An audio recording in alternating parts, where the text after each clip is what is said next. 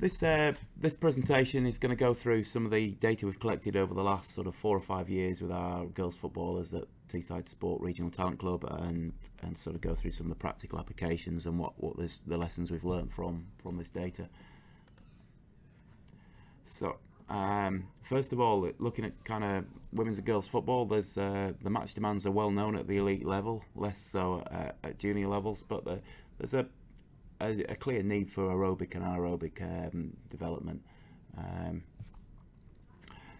with high running demands and lots of high intensity bouts that are often followed with short recovery.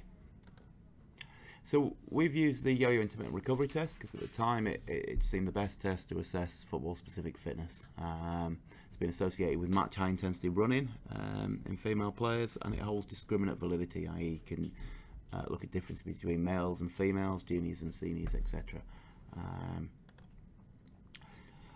One big issue is that females are substantially less, score substantially lower, according to Majika's work.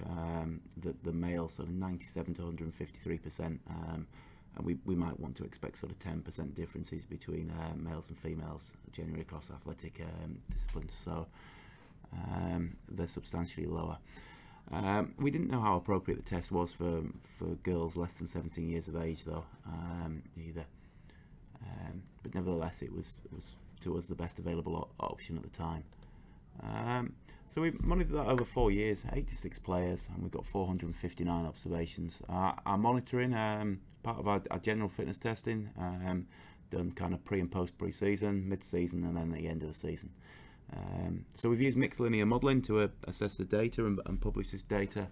And what you can see from this is that we had clear but small improvements over the pre-season period. Over the in-season, however, our changes were trivial. You can see not lots really happening apart from a high within player and between player variation. These kind of periods that are more kind of that represent a training period really, or a competition period, are quite useful in terms of setting a typical error rather than a test with retest kind of reliability. So we used our within player variation to set our typical error in the measure, which was very high at 23% with quite tight confidence limits.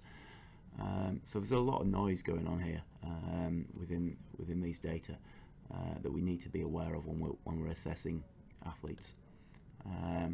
We can also understand that boys would tend to be here in academies from some of the data that's out there in terms of some meta-analyses, etc.